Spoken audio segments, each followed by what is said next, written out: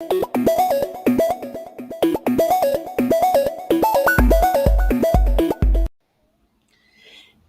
and good evening. Welcome everyone to In the Know with CaT Bobino. Today my extra special guest is Mathematician Dana Harris. Dana, welcome to the show. CaT, it's a pleasure to be here. Thank you so much for the opportunity. Absolutely, absolutely. I've been wanting you to be on the show for a while. In fact, you were one of my first guests before the pandemic happened. We were supposed to do the podcast at your school. I had it Yep. all set up and everything ready to go. And then boom. I think that happened it was like a week later after we had finalized all the details, everything shut down. That's crazy. Yeah, everything shut down. I was ready to go. I was like, boom, we gonna get this going. I had guests coming. I had lunch provided, all of that. And then the shutdown happened, and then I found out I was pregnant, and then my whole life went left. We here. And so it's the perfect timing and it's the right timing. So it's all good. Oh, yes, absolutely. Well, thank you for a year and a half of patience with me and finally being on the show. I love it. And thank you for following up. I really am excited for opportunities like this. And I'm always grateful for just another opportunity to share my journey and my story. Absolutely, absolutely. And speaking of, why don't you go ahead and get us started about where you from and how you got into mathematics? So I am Dana Harris, originally from Oakland, California. And you know, us Oaklanders, we like to say what side of Oakland we from. So east side to be exact. My journey with as a mathematician and with mathematics started actually in the shed in the backyard of my grandparents' house in Oakland. My first teacher was my grandfather, and I remember watching him do math, do times tables on that green chalkboard. Fast forward years later, I'm going through school. I don't even realize how much I like mathematics or my the skill that I had until 10th grade. I had a geometry teacher by the name of Miss Williams. First day I was clowning around. She moved me to the front of the class and she was like, Mr. Harris, sit right here. And so I'm still clowning. I'm like, well, you know, they say if you sit in front of the class, you're gonna get an A. So I said, am I gonna get an A? She said, we'll see. I ended up getting an A in her class. Fast forward, I go on to college. Had no intentions of being an educator, but I tell people I was conned into being a math major. That was because I got a 100 on my first calculus test, and I think I thought the teacher thought I was cheating. He took me upstairs to meet the department chair, and the rest is history. Oh man, that's awesome. So, just a quick reminder, we are live right now on Facebook and on YouTube. So, if you have any comments or questions, please feel free to put them in the chat. I can see them. I think you can see them too, right? I definitely can. Shout out to Bernie who jumped in already. Yes, yes. So make sure you go ahead and put those in the chat. But yes, so going to college, did you think freshman year I'm gonna do math, or was it that teacher, Miss Williams, or a college teacher? What were your major initially going to college? So I really didn't know because for me, the only person in my family that went to college before me was my older brother, but he went to the Air Force Academy, so it was kind of like already planned for him. So I just knew I liked mathematics. I was going to do something related to mathematics. The only idea I really had was maybe accounting, um, and that's what it was.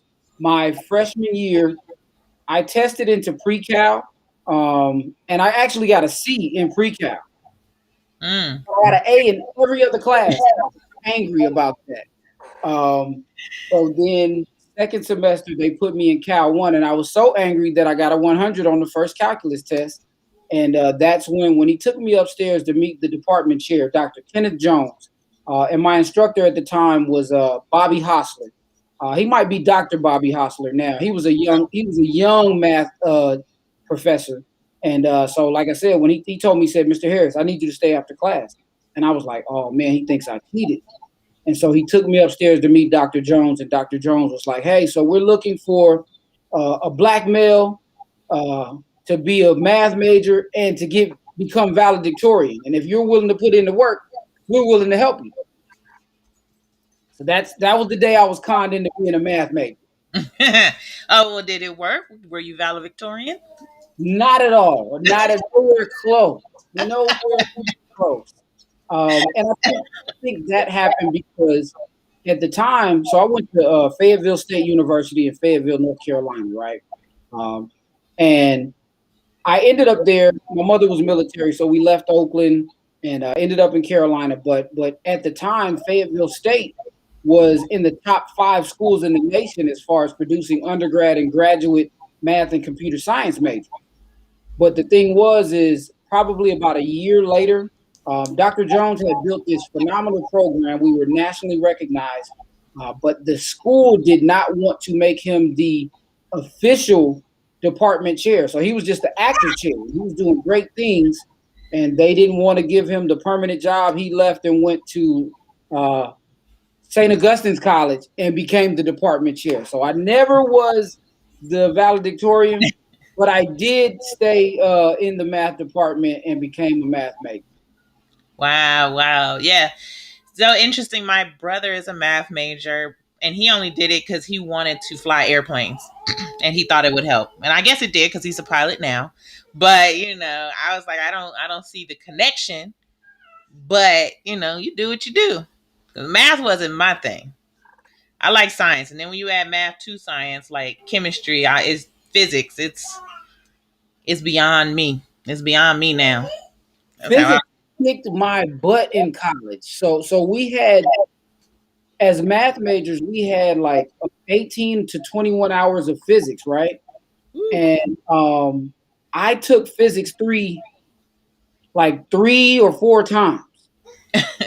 And the difference was when Dr. Jones was there, he taught physics basically like an applied calculus class. So I Mm-hmm. understood it. But when he left and I had to take physics 3 with Dr. Wu was his name. He was a Chinese professor. And I was struggling to understand the content and to understand through his heavy accent. But physics kicked my tail in undergrad. I completely understand. Physics kicked my tail. I had a professor who was from India who had a very, very thick accent. And sometimes I feel like some of those professors that come from other countries, those types of countries are like, know it, know it, know it. I wrote it on the board one time and you should have learned it then. You Yes, know, instead of let me explain it to you, break the concept down. It's like, nope, I said it one time. I don't understand why you didn't understand. You didn't learn it the first time. right. So I get Definitely relate. it. So what was next for you after college? So, interestingly enough, I started working as a credit counselor right before I graduated. Probably like a month before I graduated, I got offered this job, and I was doing that job for a few weeks. And I just needed a job because I found out 2 weeks before I was graduating that I had a child on the way. Oh Um, wow. I walked across the stage with a secret my mom didn't know about. And so I took that job because it was the first thing offered to me.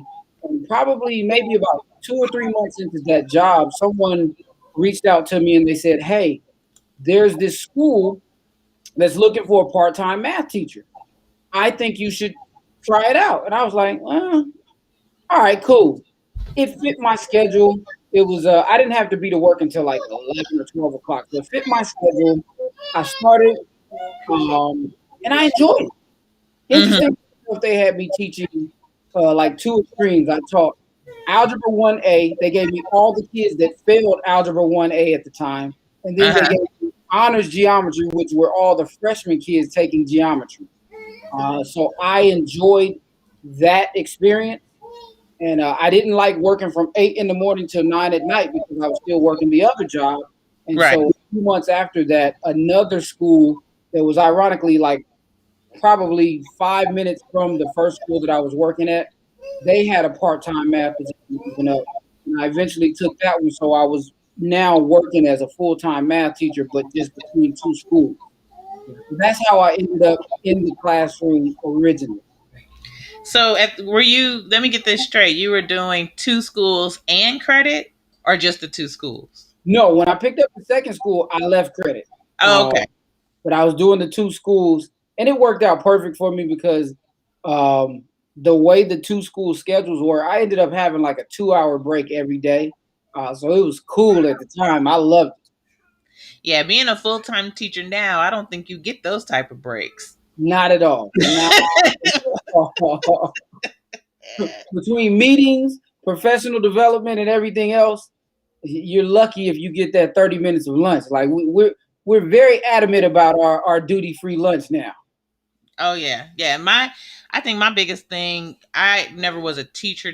I mean, I worked in like the college setting for a little bit, teaching the labs, but going into schools, which is how I met you. Going into schools, talking about different programs. I'm like, when do they even get to go to the bathroom? Like, it's like constant. True story. A lot of times we have to call other teachers or like call the front office. Like, I need coverage. I have to go to the bathroom. Like we've set up our own system to even do that. Or like me and one of my buddies across the hall. It's like the bell rings and we're running down the hall to go use the bathroom real quick. There's a line to get in the bathroom. It's bananas at times. That's a dang shame. I hear about I don't know if you've heard, like with Amazon drivers suing because they're such in a rush to get those packages delivered that they didn't have time to eat or take bathroom breaks and stuff like that. And which I totally understand. I'm on board with the drivers, but I'm like, have y'all seen the teacher schedule? Like teachers need that too. Yeah, they there's a lot that teachers deal with, and I think that it's been exposed a little more in the past year and a half, but still not at the level that I think that it should be exposed. So yeah, that I'm with you on that. And Amazon drivers, they put in some work, like put in some real work, and I'm thankful for them because I love when I can place an order and it gets here tomorrow. And that's that double edged sword because Amazon done got us hooked. Like 2 day Prime delivery. I'm paying for Prime. Why my package not here? I ordered it yesterday. It should be here today, no later than tomorrow. It said it was gonna get delivered today if I ordered it before 9 a.m. Exactly. So I'm just like, where my package? But on the flip side, them drivers, they like I don't even think our Amazon driver knocks on our door. He just throws it and keeps going. Oh yeah, Yeah, yeah. like, they be like, yeah, I knocked, delivered. Here's your picture. Like you didn't even knock because I was standing right there. You just threw it and ran. Oh I man. digress. I ain't hating on Amazon and Amazon drivers. Like I feel for them. I also want my package on time. I might have to tip an Amazon driver one of these days. Cause I can only imagine what they go through. Well, if you can catch them, then it would be you can probably tip them. That's true. Yeah, you got to catch them.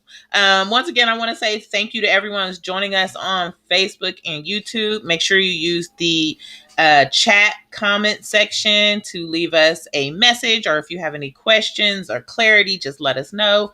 Go ahead and put it in the chat. But thank you for joining us. Again, we're talking to mathematician Dana, who is from Oakland, California, just like me. East Oakland, just like me. And you know, we're not gonna ghost ride the rip tonight. We just gonna keep talking about math, and that's it. We ain't gonna go crazy, stupid number talk. We're not gonna do all that. We're gonna talk about math. So at this point, college, you got a little one on the way. Now you teaching, right? Now what comes next for you? So ironically, I taught for that. I started in the spring semester. So I taught that spring semester, and then I didn't realize, hey, you don't get paid in the summer because I didn't have that option to get summer The pay. whole year, yeah, that So, package. so July comes. I'm like, oh snap! I ain't getting no money. I need another job. So I went and I became assistant director of admissions for Fayetteville State University. Shout out to my alma mater, and shout out to different people, phenomenal people that I met at Fayetteville State. So that was actually the best job you could have as a young college graduate, because in the office we did academic counseling, we did the intake applications and things like that, student tours, all of that. And then we actually got to go on college tours promoting Fayetteville State University. So we went through the recruiting process. So I was on the road, state vehicle, credit card, American Express, per diem, cell phone. I'm on the road, cutting it up. And I did that for a year actually, but then it became, I wanted to be home with my son. And Mm-hmm. so I ended up leaving that job, um, and decided to go back into the classroom. And that was my first experience with middle school. My initial teaching job, I was with high school. Mm. Back, I went to middle school. And actually, wait, hold up, wait, because I didn't. No, I didn't go to middle school just yet. I went to, yeah, it was. No, it was. I went to middle school for a year. And I was like, never again. These kids are crazy. They think they grown until they get in trouble now. I'm just a kid. So I went to middle school for a year and I was like, never again. Fast forward, I went on to high school and I've been teaching ever since. Like every time I've tried to leave teaching, I get pulled back into it. So here recently, past 4 years, I've been at Montera Middle School when I ended up relocating back home to Oakland. And to me, that position has been the most near and dear to my heart. Mm. Although I wasn't a fan of middle school, I went back to middle school at the time because my older son was in middle school. Um, but what made Montera so special was just the dynamics, the diversity, the kids that we serve. Because being from Oakland, a lot of times people hear Montera and they're like, "Oh, it's one thing," and depending on how old they are, they're like, "We think it's one thing, but it's not." Right. And what meant so much to me about Montera so far has just been to serve kids in Oakland itself, knowing that Oakland is my roots, it's home, and that's where my journey as a mathematician began. Oh, right, right. Because I went to the Terra Dome myself. The I don't even know Terra, if they still call it that. I might be aging myself, but I went to the Terra Dome. I think it has Montera has a great reputation, but we have some things going on. I think that it's a good balance, to be honest. The best group of parents that I've worked with, um, kids, whether they're from the hills or from the flatlands, they have a lot of strong support, and so it gives you a lot of good balance. And the other thing that I like about Montera is just the admin up there have been very, very phenomenal, very supportive. It's a good family atmosphere as far as the staff. I think we have one of the better staffs in OUSD. Well, that's good. I mean, if you from Oakland, then you know about OUSD. You know about the money in OUSD, the schools. If you're not from Oakland, if you're not from the Bay, you probably don't know all the ins and outs of what's going on.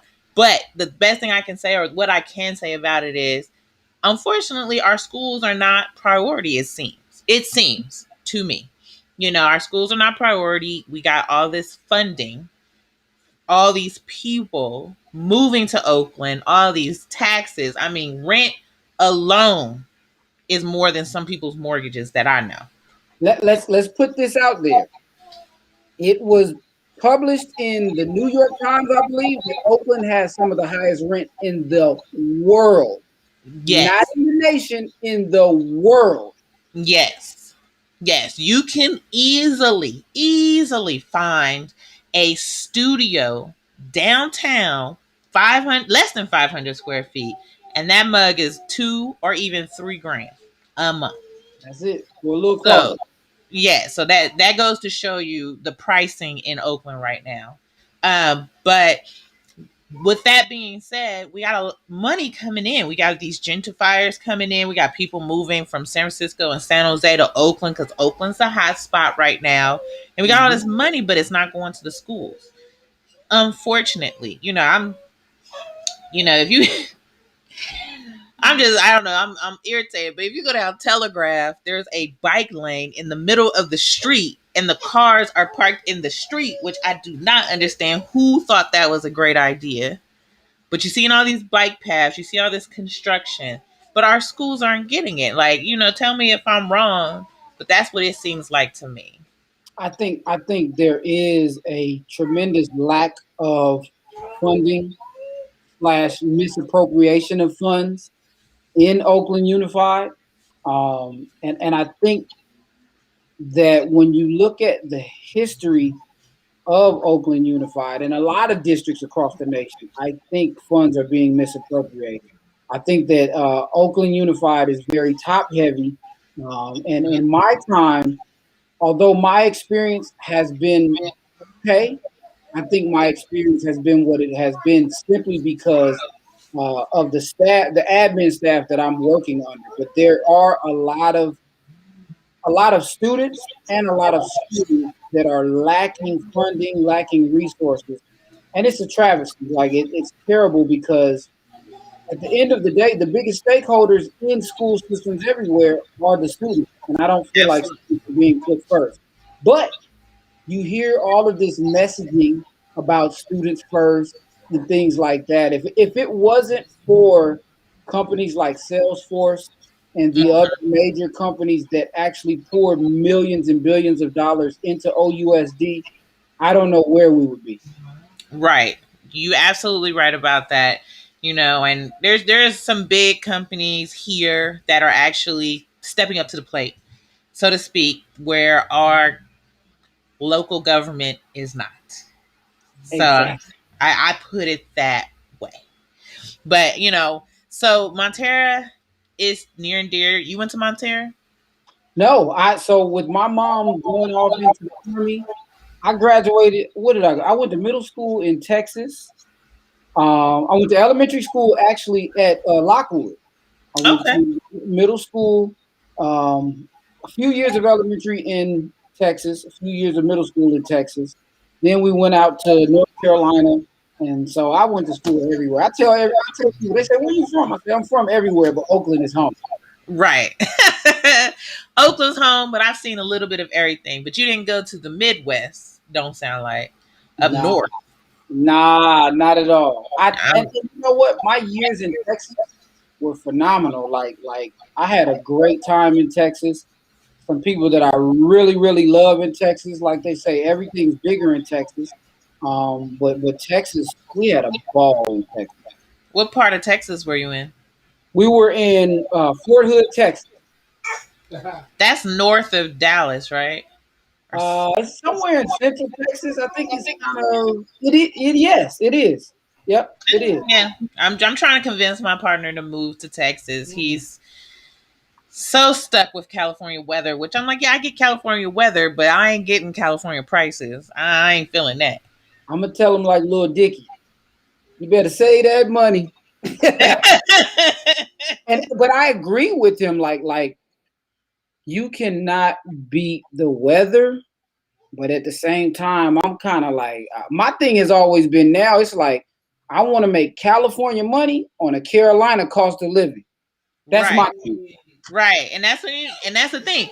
Like you can, some places make California money, and but live somewhere in the South or on the East Coast. Yep. Yep. So And now especially, with COVID, people working remotely and things like that is really making it. it's an option. It is an option. So I'm gonna get them one. I'm gonna get them there one day. I mean, Oakland gonna always be home, but I ain't gotta live here. I can visit. I can Like visit. someone I know says, I'm not attached. I ain't exactly. So I'm pretty sure you can hear my little one in the background. I love it. I love it. He being fussy. I wouldn't mind him being weird, being here in my lap, but now he's handsy. So he, my microphone might go flying. He might turn this off accidentally. He's like this now. So I'm like, you can go sit with your daddy. I don't need you right now. Maybe at the end. Maybe. You know what I'm saying? Oh, Ram said he's known you since he was a kid. What's up, Ram Ram? is like my uncle. Ram and my uncle are best friends. So yeah, Ram. I grew up with Ram. Small world. Small world. Well, Oakland is small, to be honest. Oakland Yeah. can be very, very small, which is fine. I love it. So, Dana, one of the things I love about Dana is he is on Instagram with his name, Young Gurus, and he's done a lot of math problems on Instagram, explaining it very well, breaking it down. So what got you into that? So my online tutoring business, I tell everybody, I started out, I was just a broke teacher. To be honest, like I was broke. and and so at the time, I found myself back in 2010, had 2 kids, recently divorced, and I was broke. And actually, I kind of started a little bit before then, but I really took it serious then. And it was pretty much at the time I was meeting people at the library, meeting them at coffee shops, wherever I could, and it was like $20 a watt, $20 an hour. That was my dub tax. You know what I'm saying? Like I'm slinging these math lessons, and I did it, and it was just pretty much word of mouth. And Mm, I needed that money. It was times that like I would go do a tutoring session, and I needed that $20 so that I could put gas in my car. You know what I'm mhm, saying? So really, it started out through the struggle, and I did it for years. I worked for another black-owned small tutoring business, and that's when I really found out my value. Because at that time, when I was working for that lady, she had a tutoring business, and she had clients for all grade levels and all subjects. mhm, But I mhm. realized at the time she didn't have nobody that could teach high school math. And I realized real quick she was paying me for pretty much peanuts. And so this one I found out the game because she made me sign a disclosure that I couldn't start my own business within 2 years of leaving her business. I was just hustling at the time. My business wasn't even official. So I had to have the talk like, look, I need to get paid more. I see you're bringing in much more clientele just based off of my skills. And she gave me a little bit more, you know what I'm saying? And she Uh, put that carrot in front of you, kept you there a little bit. that's it. And for me, I needed it because now I had 2 kids. Fast forward later, I started learning more and more about. I got a coach. I invested in an online tutor business coach, and Mm. I had did some online tutoring. Just my homegirl at the time, like called me one day and was like, she stayed in another city. And she was like, "Can you get on Skype and tutor my son?" And I was like, "Yeah, I got this little whiteboard right here. What's up? Let's get it." I didn't even have no idea that I was going to be tutoring online full time. But once I invested in that coach, I realized like, whoa, if I'm tutoring online, number one, I save time by traveling so I can serve more people. And it's just convenient. It's convenient for me. My son is right here with me. And Mhm. then also it's convenient for the client because the client don't have to worry about traveling to meet me somewhere. We ain't got to worry about getting caught up in traffic. And that was probably, I started tutoring online in 2015. Uh-huh. I've been doing it ever since. So once the pandemic hit, like I was ready to rock and roll. Actually, I kind of like let off the gas a little bit once the pandemic hit because I'm like, all right, everybody tutoring online now, things like that. But I was fortunate I was able to be ahead of the power curve with that. So the videos on Instagram, the YouTube channel, and things like that, it really started from one of my students. I had a student who he was a senior, and I was just trying something. I did a YouTube video, and they had one-to-one Chromebooks. So I gave them the video link. They went on there. They was able to do the work in their own time. And Mm. after that, they was like, "Mr. Harris, can we do that again?" So it really just started out. The YouTube and the online stuff started out from those two different angles, but that's when I decided to go hard with the YouTube because the kids was like, wait, we can work at our own pace. We seniors anyway, Mr. Harris. Like we just trying to get through this last class. Mm-hmm. And I ain't stopped since. I do the YouTube, but the past few months I haven't dropped any new videos, but that's only because of a technicality. But anybody out there watching this, I have over 200 and some math videos on my YouTube. If you go to my Instagram, I got a ton of clips. Like, please support. Oh yeah, absolutely. And we got a comment from Better Than Your Average. It says Texas is open for y'all. I'm Shout out ready. to Jay. That's my brother from another mother. My boy Jay, man. We grew up in Texas together, and we still going at it. Oh, Still yeah. going at it with my boy. I used to live in Dallas. I was ready 3 years ago to go back to Dallas. I've been ready. So, that's what's up. Oh, I don't want to say her name wrong. Shanidia, yeah. Evans, she said, that's awesome. She wants me to pin your Instagram page, which, by the way, I will just share it. So let me go ahead and share that Instagram page. Boom. There it is. So, you interested in learning more about math? I'm so sorry. I said it wrong. And I have a really long, complicated name, so I get it. My apologies. I'm gonna just say Miss Evans. Miss Evans said, can you pin your Instagram page? There it is. Young Gurus underscore math tutoring. So you can check them out. You see those whiteboards, videos, link in bio. Boom, boom, boom.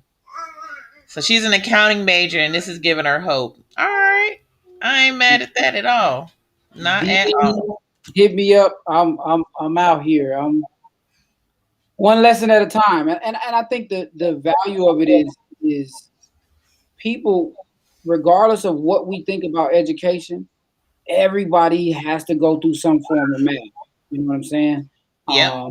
And math has changed. Like that's when I really started seeing the value in what I do as far as the social media piece as well, because I was fortunate that my day job and my dream job coincide. So I was able to take a lot of things that I learned as an educator in the classroom, professional development that was provided to me, and able to learn about Common Core. So I was ahead of the power curve when Common Core hit. I worked as a I don't even know the title, but basically I worked a job for a little period of time for this company that made standardized tests. Mm. And so as a content specialist, I was able to see the back end. I was able to sit in meetings when Common Core first rolled out.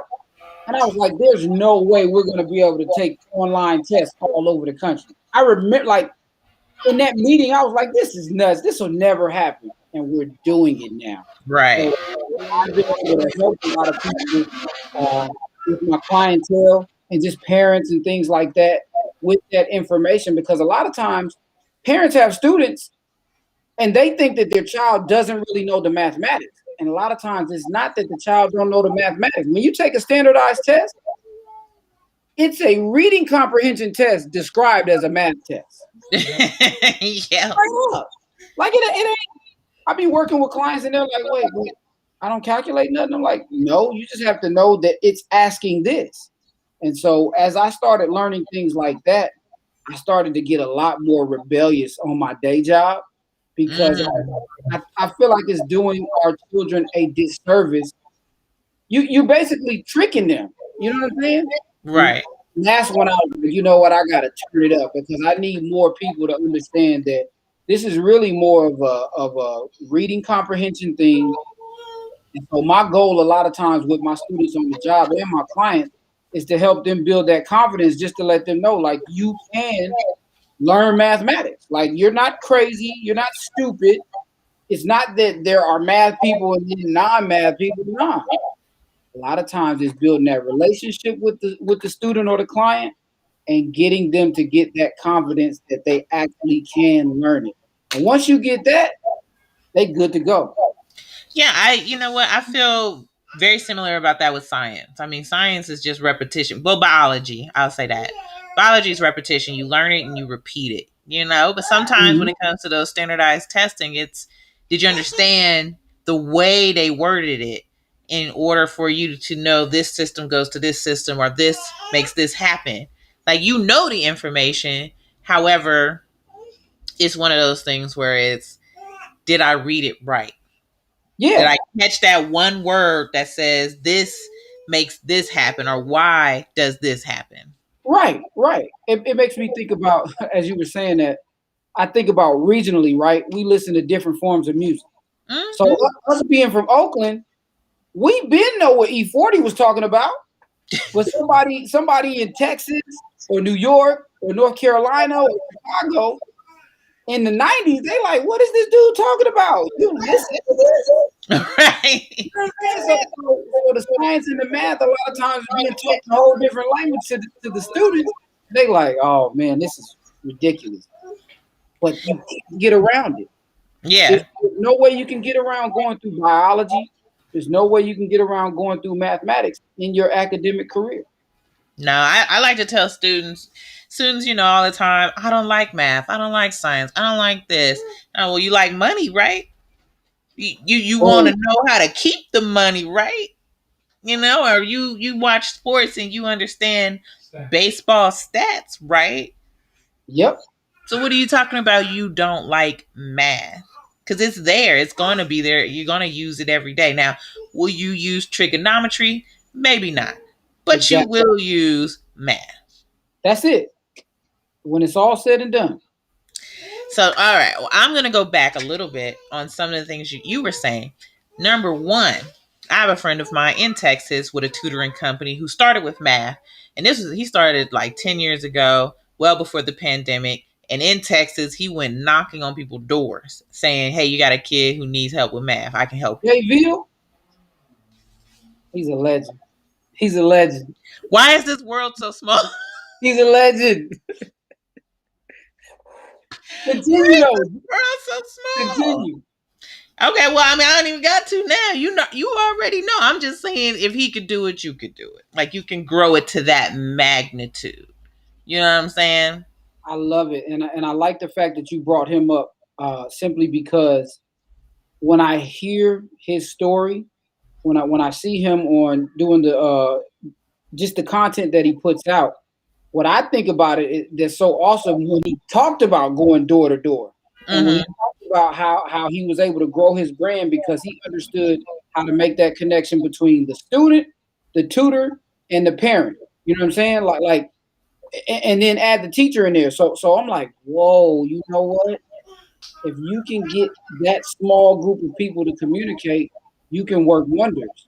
And what was phenomenal about that was because a lot of times I've seen where I tell students all the time, listen, I can teach you this, I can teach you the concept, but I can't guarantee you, I don't know what your teacher's going to throw you in the classroom.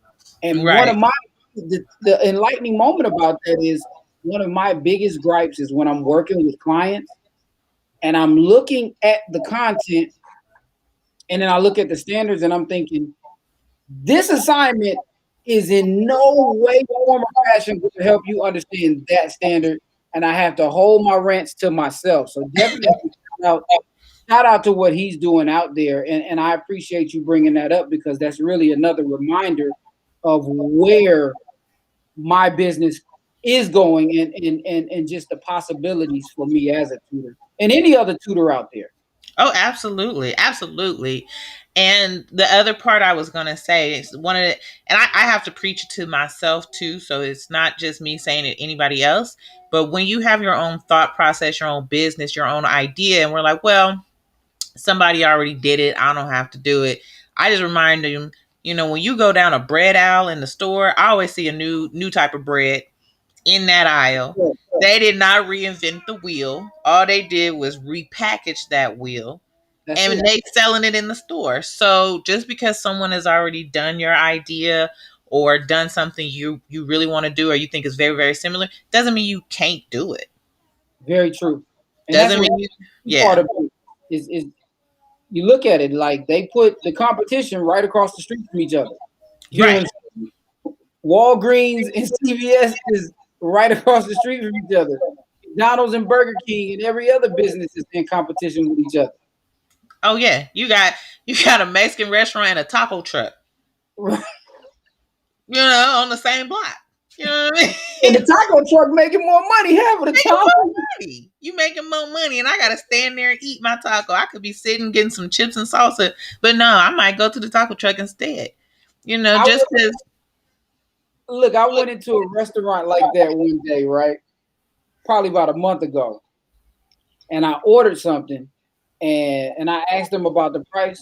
Or no, I asked them about a particular item. They said, "Oh no, you got to get that at the taco truck outside." Is that the one on Fruitvale? Exactly. That's it. They was like, "No, if you want that, you got to go outside." I'm like, "Come on, man. Oh, oh, for that one." It's the same restaurant. Yeah, That's the whole exactly. part. Y'all got the same name. The taco truck is parked in the restaurant's parking lot. It used to. Y'all got different items. I got. Yeah. So yeah, I mean, anybody anybody from Oakland, like this lady walked in. I'm telling on myself. I probably shouldn't even ate it, but I went and got me some egg roll kitchen today. And this lady walked in who had never been there, and she was like, "I didn't know to either come here or to taste the Szechuan." And this older dude was like, "Oh, you ain't from Oakland, if you." But the thing is, they across the street from each other. Two Yeah. Chinese food restaurants across the street from each other. But Oakland people know which one to go to for which food item. Most definitely. Most definitely. So anyway, that's just good. That was just to say, just because somebody else is doing it or someone has a very similar idea or even the same idea, you ain't got to reinvent the wheel. You just got to put a tire cover on it. Your Yeah. own wheel. And I'm learning more and more. Our tribe is going to be our tribe. You know what I'm saying? Mm-hmm. And I think that um, even an extension of that is no one's going to be able to do what we do the way we do. Mm-hmm. There's other people that might be doing shows like this, but there's only one CaT Bobino. You know what I'm saying? And so your experiences shape the way you show up for this show. And Mm-hmm. so that goes out to everyone. Like when we start to learn more of who we are, and the value that we bring in the marketplace, like we're gonna attract our tribe. Absolutely. Absolutely. You are right about that. Woo! This has been a great conversation. So we've got about 10 more minutes. I wanted to ask you pre-pandemic or even during pandemic, what do you do outside of math, outside of teaching? What do you do for fun? Man, I just do fatherhood stuff. Like I love being a father, to be honest. Like anybody that knows me, they be like, "Mr. Harris, what do you do outside of work? What do you do?" I'm like, man, if I ain't working on tutoring stuff for my business, I love hanging out with my sons. I have two sons, and I just love being a father. Like that's, I tell people if I die today, you can put on my gravestone, he was a father. Like that's what's most important to me. So I just like making memories with my sons. Um, I like, art. If you're from the Bay, you can definitely like some music. You definitely gonna like some art. But more than anything, just having new experiences with my children. That's what I enjoy doing. It really don't even matter what it is. So Mm. I just like being a dad. Well, that's awesome. I like being a mom. I don't know if I'm there yet with like the absolute love it. I'm so used to being able to give kids back to their parent. I Yeah, can't give this one back. He mine. So that's like yeah. And for me, why it's so important to me because I never met my biological father. So like Mhm. for my sons, it was just like by any means necessary. You know what I'm Mm. saying? But it does pose some challenges. My oldest son, he just turned 16. You know what I'm saying? Fortunately, he ain't out here living his best life or anything like that. But I got a 16-year-old and a 12-year-old. So I got one that's kind of he know what to do and what not to do. And I got another one that he don't want to listen to his big brother a lot of times, but he like, little bro, check it out, man. So it makes me show up as a better individual every day. So, but it has its challenges. And trust me, while they are that age, enjoy it because it gets more difficult as they get older. I promise you. That's the I believe it. rules and all that. The toddlers, it seems like it's difficult, but I promise you because they feel like, yeah, it's enjoy it. Enjoy. I mean, I'm enjoying my time. Don't get me wrong. You know, I can't shush him right now because he ain't gonna listen. So you just gonna have to hear him in the background. I It's not love like it. I could be like, "Hey, you see me doing a podcast? Be quiet." No, he don't care. Nah, nah. He don't care at all. So, but it's all good. I mean, I love him regardless. That's my little man. He is my homie. Oh, Miss Evans says thank you for your time. It was good information. Yeah, and if you have any questions or something, you can put in the chat, or you can. I showed you his Instagram. My Instagram is CaT Bobino. Super easy. We always here for any questions or to guide you in any way. We Most definitely. just want to make sure that everyone gets an opportunity to follow what they can do, especially if it's STEM. STEM is more close to heart, but I'm just going to push you regardless of what you like to do. You know what I'm saying? So, before we cut out, is there anything else that you want to say or share? I think in regards to that statement about STEM, one of the beautiful things is that if we look at our world, STEM is leading the way. This technologically driven world that we live in, STEM is at the forefront of it. And so I just encourage people, anybody can create it. You like we're creating our own career. Mm-hmm. STEM. And so I encourage anyone, if you're interested in a STEM career, any aspect of it, like not only can you do it, but you can create your own lane. And that's the beautiful thing about it.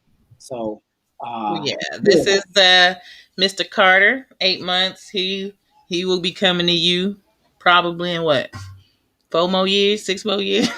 you know it. You know it.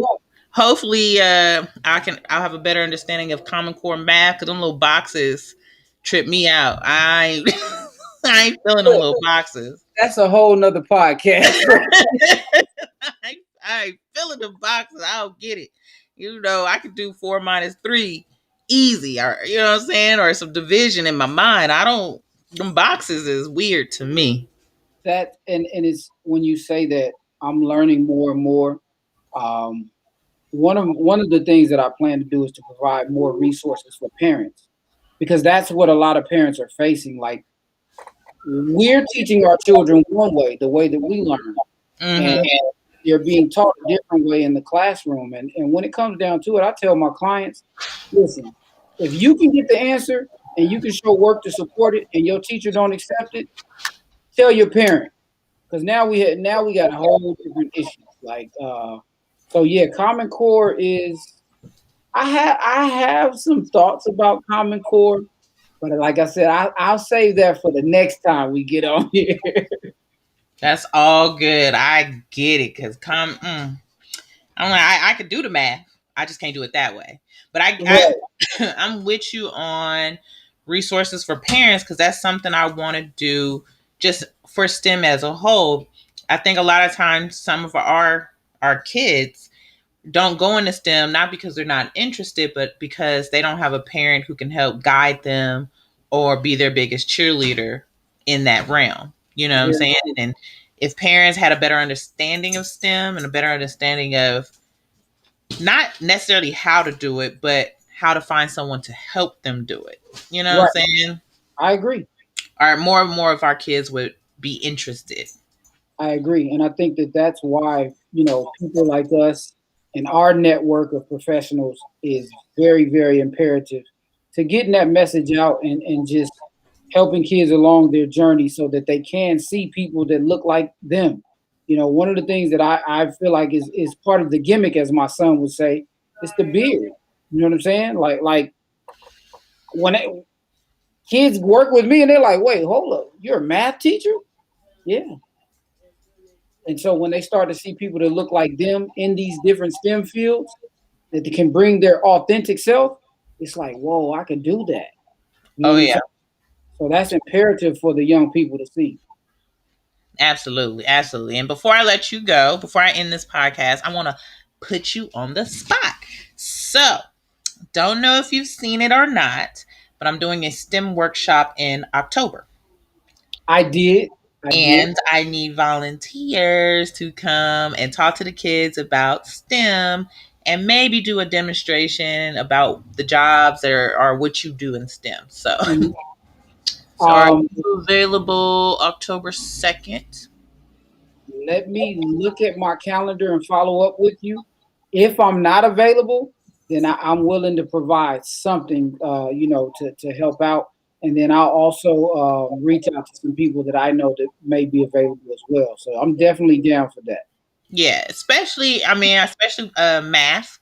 I definitely want to show them that there are careers in math and math is fun and math is available to everyone. So, Mhm. yes. So, if not you, someone else. Oh, Van. You know Van? And Man, Alameda, I can't think of his last name. He teaches at Alameda College. Vanson no. is his whole name. Vanson. I'm going to hit him up anyway.